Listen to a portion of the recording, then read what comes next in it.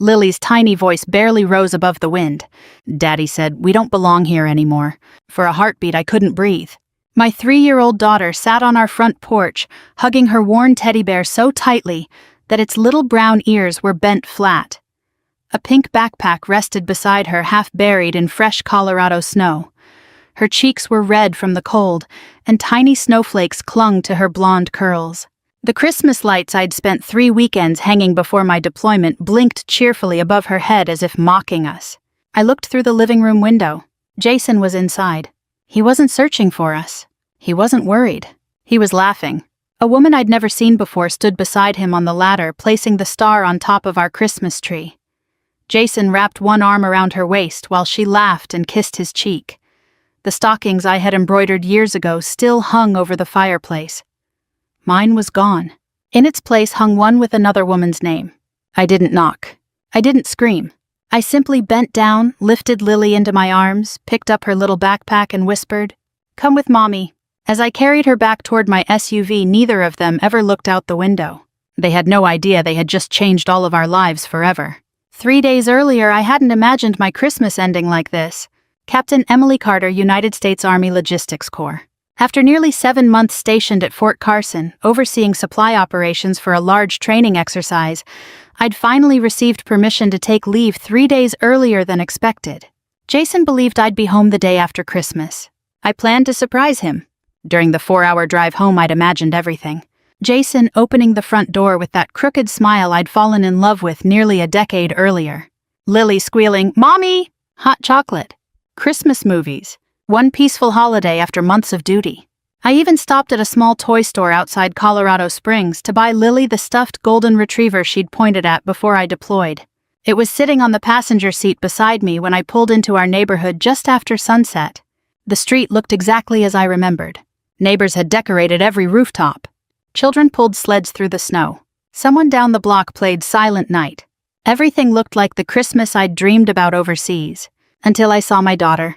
She wasn't wearing her winter coat, only a little red sweater. She'd been sitting outside long enough that her tiny boots were covered in snow. I wrapped my military jacket around her before carrying her to the warm car. She clung to my neck without saying another word. After a few minutes, she finally whispered, "Daddy told me to wait outside."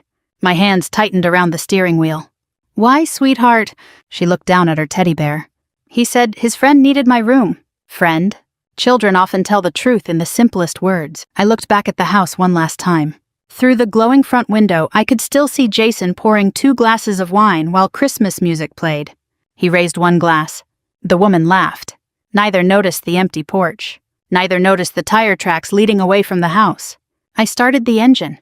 As snow drifted across the windshield, I made one silent promise. No matter what happened next, my daughter would never again wonder whether she belonged. The first place I drove wasn't my parents' house. It wasn't a friend's home. It wasn't even a hotel. It was a 24-hour diner just off Interstate 25. The parking lot was nearly empty except for a few pickup trucks and a snowplow. Christmas Eve had a way of making lonely places feel even lonelier. Lily had fallen asleep before we got there, still clutching her teddy bear. I carried her inside wrapped in my Army field jacket. The waitress didn't ask questions. She simply smiled, pointed to a quiet booth in the corner, and brought me a cup of coffee without saying a word. Sometimes kindness comes from complete strangers. I watched snow drift past the windows while my coffee grew cold. For the first time since leaving the house, the silence gave my thoughts room to catch up. How had we ended up here? 8 years earlier, Jason hadn't been the man laughing with another woman beneath my Christmas tree. He'd been funny, patient, ambitious. We met during a 4th of July community fundraiser in Colorado Springs. I was still a young lieutenant trying to balance military life with a relationship. Jason worked in construction and dreamed of starting his own remodeling company. He used to tell everyone he admired strong women. He said my uniform made him proud. When Lily was born 3 years later, I believed we'd built the life we'd promised each other. Military families learn quickly that love isn't measured by how often you're together. It's measured by how faithfully you stand by one another while you're apart. Deployments became part of our marriage. Training exercises, emergency assignments, late-night phone calls from military bases hundreds of miles away. Every goodbye hurt, but every homecoming made it worthwhile. Or so I believed. Over time, things changed so gradually I barely noticed. Jason quit his construction job after saying his boss didn't appreciate him. Then he tried opening a landscaping business. That failed. Then an online business. That failed too. Each time I told him we'd figure it out together. My army paycheck covered the mortgage, the utilities, health insurance, groceries, daycare. I never complained. I knew military life often forced one spouse to sacrifice career opportunities. I assumed this season would pass. Instead, resentment quietly moved into our home. Whenever I had to leave for training, Jason became colder. He joked that the army cared more about me than my family did. At first, I laughed it off. Later, the jokes stopped sounding like jokes. His mother, Patricia, only made things worse. She believed children needed their mothers at home, not in uniform. Every visit included another comment. Poor Lily misses her mommy. No child should be raised by babysitters. A real wife wouldn't choose work over her husband. I never argued. I'd smile politely, refill her coffee, and change the subject. I kept telling myself she simply didn't understand military life.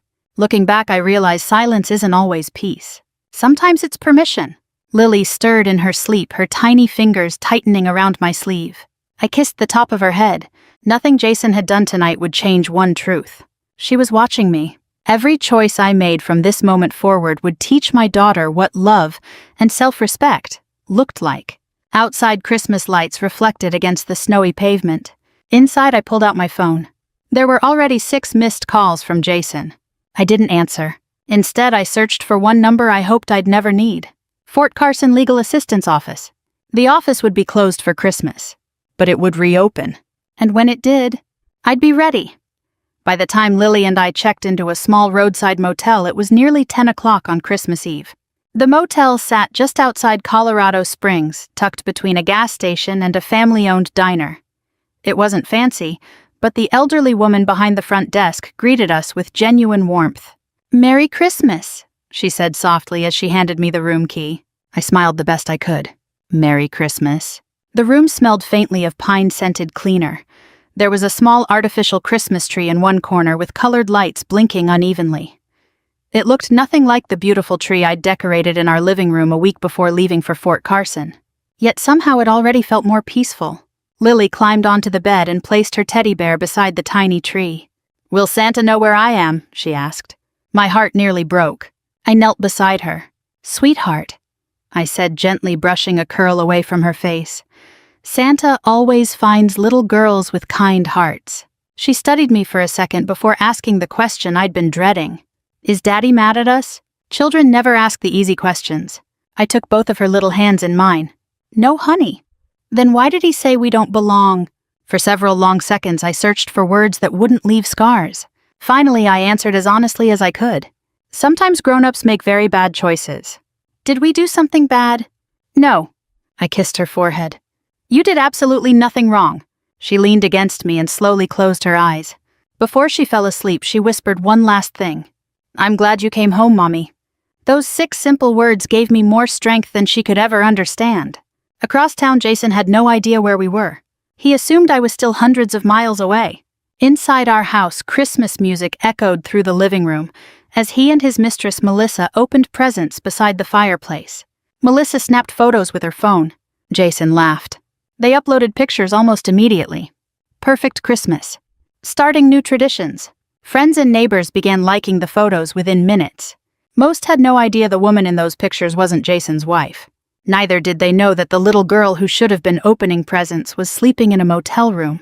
Around midnight, my phone buzzed. Not from Jason. From Major Daniel Brooks, my commanding officer. "Emily, call me when you can." I stepped quietly into the hallway so I wouldn't wake Lily.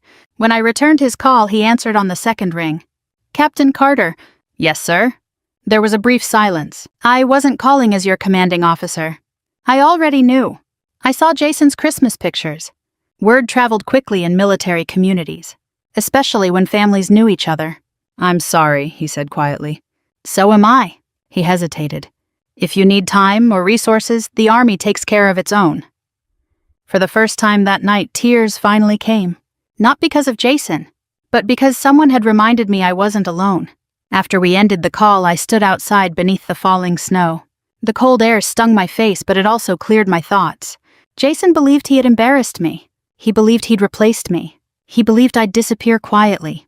He was wrong. I wasn't thinking about revenge.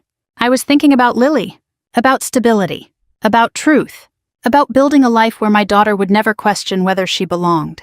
I walked back into the room. Lily was asleep with one tiny hand resting on her teddy bear. I tucked the blanket around her shoulders and switched off the lamp. Tomorrow was Christmas morning. It wouldn't be the Christmas I'd planned, but it would be the first day of a very different future. One Jason never saw coming. Christmas morning arrived quietly. For Lily, I did everything I could to make the little motel room feel magical. I arranged the few presents I'd packed before leaving Fort Carson beneath the tiny artificial tree. The stuffed golden retriever I'd bought during my drive home sat proudly beside a coloring book and a pair of fuzzy pink slippers. When Lily opened her eyes, she gasped. "Santa found me," I smiled. "I told you he would." For an hour, we forgot everything else. She laughed as the little stuffed dog barked with the push of a button. We shared powdered donuts from the motel lobby and watched an old Christmas movie on television. Children have a remarkable gift. Even after heartbreak, they can still find joy. I wished adults were built the same way. While Lily colored pictures at the small table, I finally checked my phone. There were 34 missed calls, 22 text messages. Most were from Jason. "Where are you? Stop acting childish. Come home so we can talk." Lily shouldn't be dragged into this. I stared at the screen in disbelief. Not once had he asked if Lily was cold. Not once had he asked if she'd eaten. Not once had he apologized. Every message was about himself. I deleted them without replying. Then another notification appeared. "Patricia, Jason's mother. You embarrassed my son on Christmas Eve. Call me immediately." I almost laughed. Embarrassed him. He had thrown his wife and child out of their own home. Yet somehow I was the problem. I set the phone face down. There was nothing left to say. The following Monday, Fort Carson reopened after the holiday weekend. At exactly 9 o'clock, I walked into the legal assistance office wearing my Army service uniform. The receptionist greeted me warmly. Within 30 minutes, I was sitting across from Captain Laura Mitchell, an attorney who had spent years helping military families navigate divorce custody and financial disputes. She listened without interrupting as I told her everything, from Lily sitting on the porch, to the Christmas tree, to the woman decorating my home. When I finished, she folded her hands. "Captain Carter," she said calmly, "before we discuss divorce, let's discuss protection." She explained that military families often overlooked something important during emotional crises. Documents, records, financial history. People lie. Paperwork usually doesn't. She handed me a legal pad. "Start writing down everything you remember." I did. Mortgage payments, joint bank accounts, credit cards, insurance policies, vehicle titles, military housing paperwork, retirement accounts, beneficiary forms. As the list grew longer, Captain Mitchell frowned. "Who has been managing your finances while you've been deployed?" "My husband." "How often did you review the accounts?" I trusted him. She nodded gently. "I hear that sentence every week." That afternoon, I logged into our online banking for the first time in months. At first, nothing seemed unusual. Then I looked closer. Large withdrawals, luxury hotel charges, jewelry stores, expensive restaurants, vacation rentals. Thousands of dollars. Most occurred while I was completing field exercises. Every deposit from my military paycheck had disappeared almost as quickly as it arrived. Captain Mitchell leaned toward the screen. "Emily," I looked at her. "I think your husband has been living a very different life than the one you believed you were financing." For a long moment, neither of us spoke. Then she quietly added, "Don't confront him." "Why not?" "Because people who think they've gotten away with something usually keep making mistakes." I slowly closed my laptop. For the first time since Christmas Eve, I wasn't just seeing betrayal. I was seeing evidence. And evidence has a way of speaking much louder than anger ever could. For the next 2 weeks, I said nothing. Not to Jason. Not to Patricia. Not even to the neighbors who had begun whispering after seeing the Christmas photos online. Silence can be a powerful thing. When guilty people don't hear your side of the story, they usually become overconfident. They convince themselves they've already won.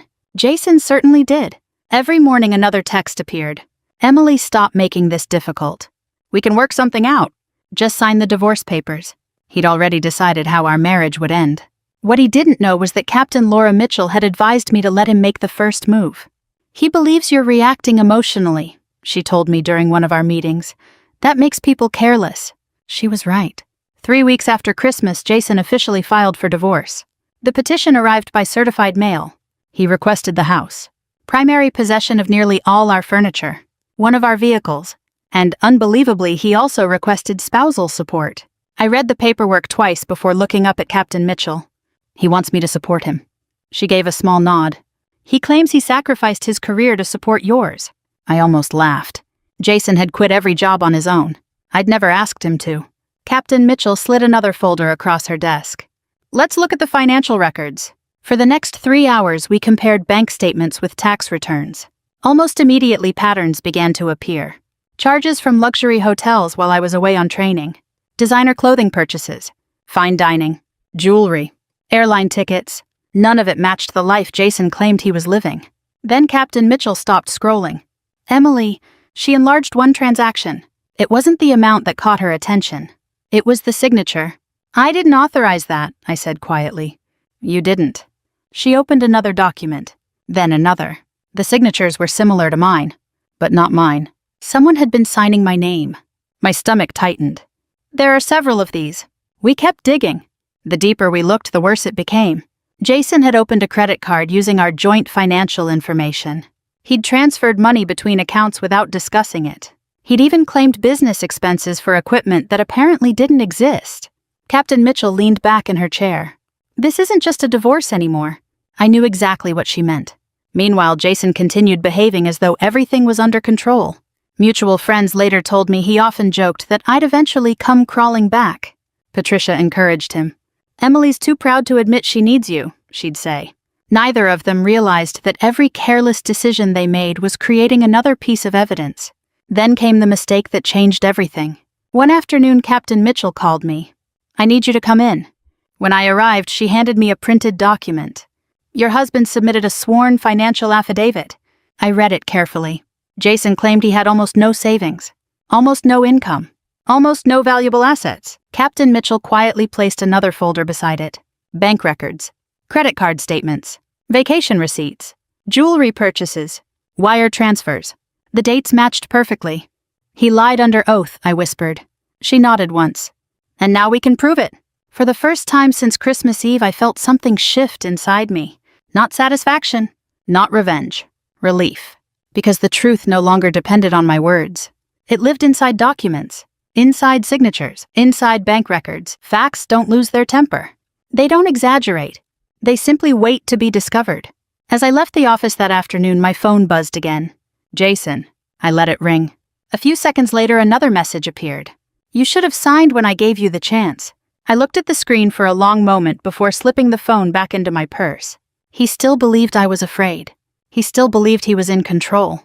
He had no idea the case he'd built against me was rapidly becoming the case against himself.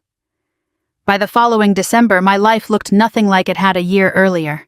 The divorce had been finalized 6 months before. The court awarded me primary custody of Lily.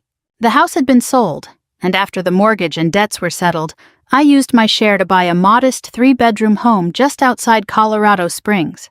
It wasn't large. It didn't have a grand staircase or a picture-perfect front yard, but every bill was paid. Every room felt peaceful. Most importantly, it felt like home. Lily certainly thought so. One Saturday morning, she raced through the hallway wearing reindeer pajamas, proudly announcing that she had learned to write her name at preschool. Look, Mommy. She held up a sheet of paper covered in colorful letters. Most of them leaned sideways. One was upside down. It was the most beautiful thing I'd seen all week. I knelt and hugged her. I'm so proud of you. She smiled with the confidence only children possess when they know they're safe. That confidence hadn't come easily. For months after Christmas, Lily would wake in the middle of the night asking the same question. Are we still allowed to live here? Every single time I'd pull her close and answer exactly the same way. Forever, sweetheart. Eventually, she stopped asking. The army had also become a source of healing. A few months after the divorce, I received news I'd never expected. I'd been selected for promotion to major. The ceremony was held inside a simple auditorium on base. Nothing extravagant. Just fellow soldiers, commanders, and a few close friends. Major Daniel Brooks pinned the new oak leaf insignia onto my uniform. You've earned every bit of this, he said quietly. I smiled. Thank you, sir. No, he replied with a grin. Now it's just Daniel. For the first time in a long while. I laughed. Not because life had become easy. Because hope had quietly returned. Jason's year had unfolded very differently. His remodeling business had collapsed. Several clients withdrew after learning about the financial investigation connected to the divorce proceedings. Nothing criminal had ultimately been filed, but the court's findings regarding forged signatures and hidden debts became part of the public record. Trust disappeared quickly. So did business. Melissa, the woman he'd chosen over his family, didn't stay long once the money became tight.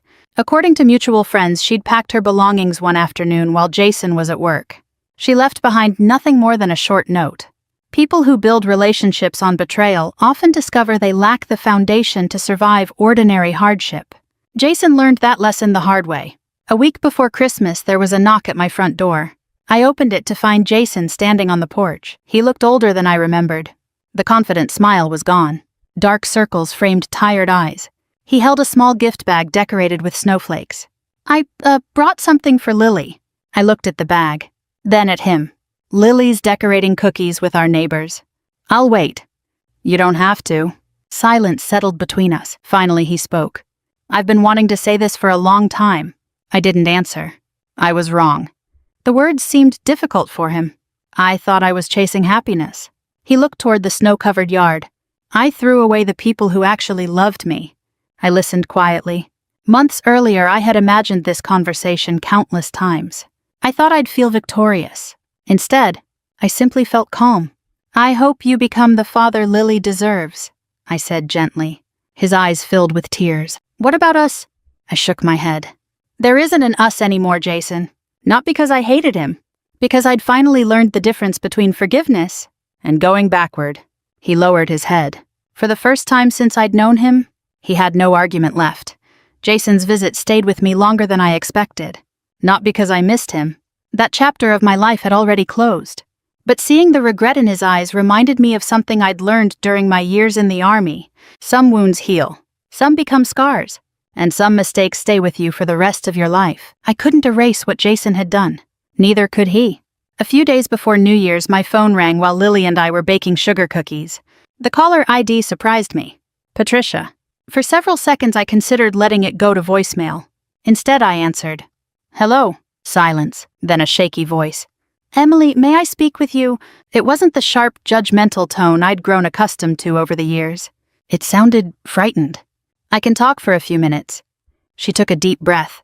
I owe you an apology. I didn't respond. She continued. I didn't know. Those 3 words hung between us. I believed Jason. I believed you abandoned him. I believed everything he told me. I closed my eyes. For years, Patricia had criticized my career, my marriage, even my motherhood. Now her voice trembled with something I'd never heard before. Shame. What changed? I asked quietly. There was another long pause. I went to the courthouse. That surprised me, she continued. I wanted copies of the divorce records. I thought they would prove Jason had been treated unfairly. Instead, she had found bank statements, financial affidavits, signed court findings, evidence. She'd learned about the hidden debt, the forged signatures, the money spent while I was serving overseas. Everything. I read every page, she whispered. I couldn't sleep afterward. Neither of us spoke for a while. Finally, she said something I never expected. I failed you. I looked toward the kitchen. Lily sat at the table decorating a cookie with far more frosting than cookie. She was humming Christmas songs, completely unaware of the conversation taking place. No, I said gently. You failed your son, Patricia began crying. I kept telling him you were selfish. I told him no man wanted a wife who loved the army. I made him believe he was the victim. I didn't interrupt. Sometimes people need to hear themselves tell the truth. I should have stopped him, she whispered. I should have told him to fight for his marriage instead of his pride. Her words carried genuine regret. But regret cannot rewrite history. A week later, Patricia asked if she could see Lily. I thought carefully before answering. This wasn't about punishing her. It was about protecting my daughter. After discussing it with Lily's counselor, I agreed to a short visit at a neighborhood park. Nothing more. Patricia arrived carrying a small stuffed rabbit. She looked nervous. When Lily saw her, she hesitated. Children remember more than adults realize. Patricia knelt until they were eye level. I'm sorry I haven't been the grandma you deserved. Lily looked at me. I gave her a small nod. She stepped forward and accepted the rabbit. Thank you. Patricia smiled through tears. For the next hour, they fed ducks at the pond. They laughed. They talked about preschool, about favorite cartoons, about the rabbit's name. Watching them, I realized something important. Forgiveness doesn't erase consequences. It simply makes room for healthier ones. Patricia would never again be the center of Lily's world. Trust would have to be rebuilt slowly, one honest choice at a time. As we prepared to leave, Patricia walked beside me to the parking lot. "I know you don't owe me anything," she said. "But thank you for letting me begin making things right." I looked at her. "You can't change the past," she nodded. "I know. But you can decide what kind of grandmother you'll be tomorrow." She wiped away another tear. "I intend to." For the first time since that terrible Christmas Eve, I believed she meant it. Winter slowly gave way to spring. Life settled into a rhythm that felt almost ordinary. Every weekday morning I dropped Lily off at preschool before driving to Fort Carson. Every evening we'd cook dinner together, read bedtime stories, and end the day with one more reassurance she'd long since stopped asking for but still loved hearing. "This will always be your home," she'd smile. "I know, Mommy." Those simple words reminded me how far we'd come. Jason, meanwhile, had kept his promise. After our conversation before Christmas, he never pressured me to reconcile again. Instead, he focused on becoming a better father. At first, our interactions were brief and carefully planned. He'd pick Lily up every other Saturday morning and return her before dinner. Public places, short visits. No surprises. No arguments. Lily remained cautious. She enjoyed seeing her father, but she never let go of my hand until she was certain everything felt safe. Jason noticed. He never complained. One afternoon after taking Lily to the zoo, he quietly walked her back to my front porch. Before she ran inside, she turned around. "Daddy," he knelt. "Yeah, sweetheart. You didn't forget me today." His face changed. For a second he couldn't speak. Then he hugged her gently. "Never again." She nodded as though accepting a promise she hoped would finally be true. When she disappeared inside, Jason remained standing on the porch. "I deserve that," he said quietly. What she said. I folded my arms against the cool evening air. "Children don't keep score, Jason. They just remember how you make them feel." He lowered his eyes. "I know." Months passed. Slowly, Lily began laughing more during her visits. She showed Jason the flowers she'd planted in our backyard. She insisted he attend her preschool art show. When she lost her first tooth, she proudly called both of us, not because our marriage had been repaired, because our daughter deserved two parents who could celebrate her milestones without making her choose sides. That wasn't always easy. There were awkward conversations, scheduling conflicts, moments when old wounds threatened to reopen. But each time I reminded myself of something Captain Mitchell had once said. The best custody arrangement isn't the one where the parents win, it's the one where the child does. I carried those words with me. One afternoon, Jason asked if we could talk after dropping Lily off. We sat on the front porch while she chased Bubbles across the yard.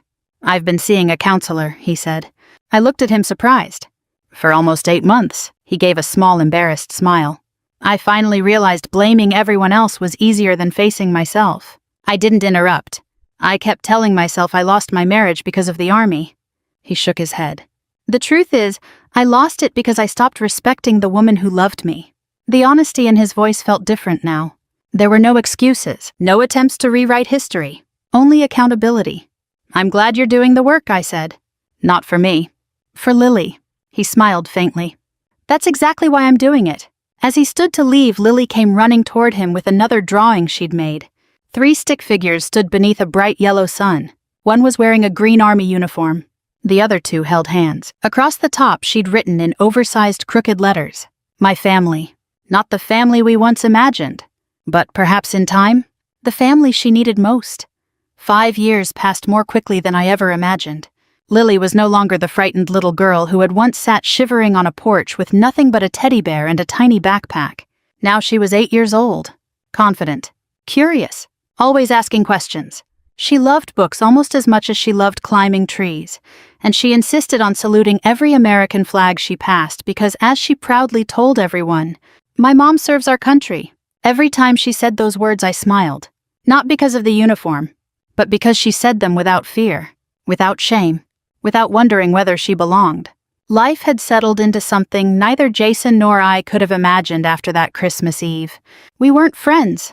We weren't enemies. We were simply 2 parents who had finally learned that loving the same child mattered more than winning old arguments. Jason rarely missed a school event anymore. Parent-teacher conferences, soccer games, Birthday parties. He was there. Not because a court ordered him to be. Because he chose to be. That mattered. People can change. Not everyone does. But some do when they stop searching for excuses and begin accepting responsibility. One Saturday afternoon, Lily invited both of us to her elementary school's Veterans Day celebration. Students had been asked to interview a veteran or someone serving in the military. Naturally, she chose me. After my short presentation about teamwork, service, and sacrifice, the children asked questions. One little boy raised his hand. "Were you ever scared?" I smiled honestly. "Many times." "What did you do?" I remembered why I was there. The teacher thanked me and the children applauded politely. As families gathered afterward, Jason walked over. "I've never heard you tell those stories," he said. "I didn't tell many people." He looked at me for a moment. "I should have been proud of you." There was no bitterness left in his voice. Only regret. He admitted quietly. I was just too insecure to show it. I appreciated his honesty. But the conversation didn't reopen old feelings. It simply closed one more unfinished chapter. Later that evening, after Lily had gone to bed, I found an envelope tucked inside my mailbox. There was no stamp. No return address. Inside was a handwritten letter. "Emily, I've started writing letters instead of carrying guilt around in my head. Maybe someday Lily will read this. Maybe she won't. But I need to say it anyway. The worst decision I ever made wasn't choosing someone else. It was believing your success somehow took something away from me. Instead of standing beside you, I competed with you. Instead of protecting our family, I broke it. You once told me that real strength isn't about winning. It's about doing what's right when no one is watching. I finally understand what you meant.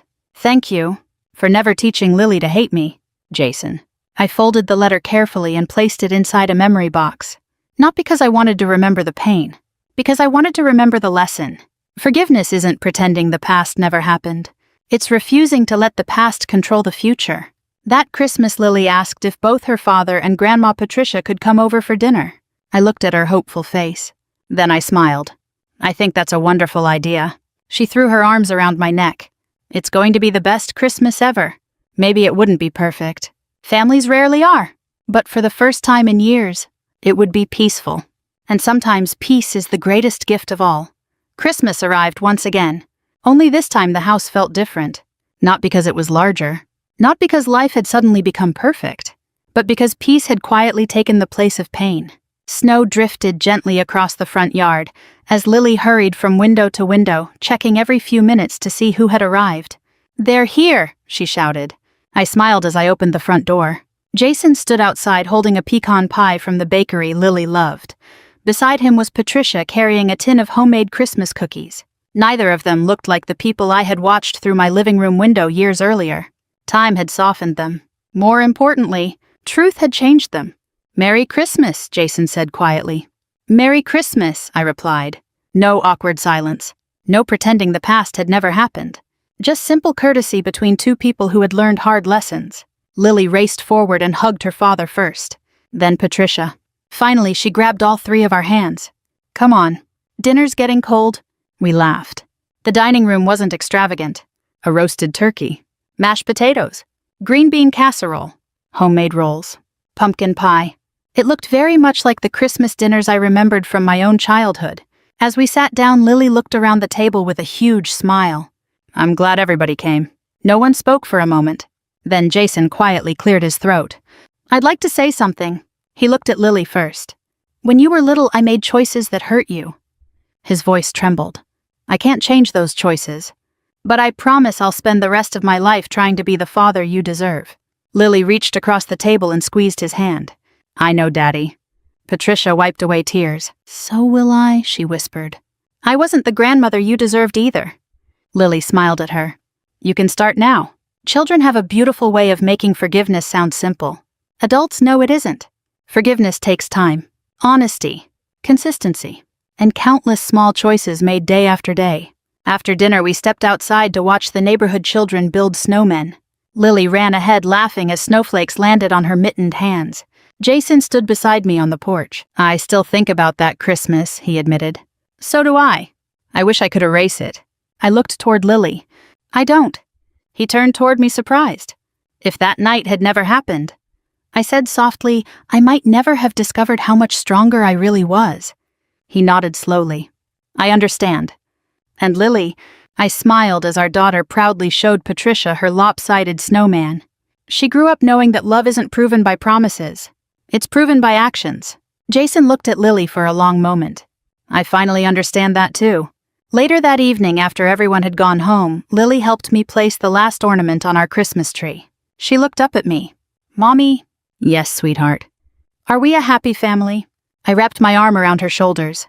We're a family that learned how to heal. She thought about that for a second. Then she smiled. I like that better. So did I. Because the greatest revenge was never watching Jason lose everything. It wasn't winning in court.